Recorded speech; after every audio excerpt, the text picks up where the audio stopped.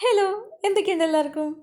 നല്ല അത്യാവശ്യം തിരക്കുള്ള സ്ട്രെസ്സും വർക്ക് ലോഡൊക്കെ ആയിട്ട് അത്യാവശ്യം ബിസി ഡേയുടെ എൻഡിലാണ് കേട്ടോ അതാ എനിക്ക് ഇങ്ങനെ ഒരു സർപ്രൈസ് കിട്ടുന്നത്. പണ്ടൊക്കെ ബർത്ത്ഡേ ഒരു ആഘോഷമായിരുന്നു. കറക്റ്റ് 12 മണിക്കുള്ള വിഷിങ്ങും നെക്സ്റ്റ് ഡേയിലെ കേക്ക് കട്ടിങ്ങും അതൊക്കെ എന്തോ ഭയങ്കര ഒരു എക്സൈറ്റ്മെൻ്റ് ആയിരുന്ന കാര്യങ്ങളായിരുന്നു.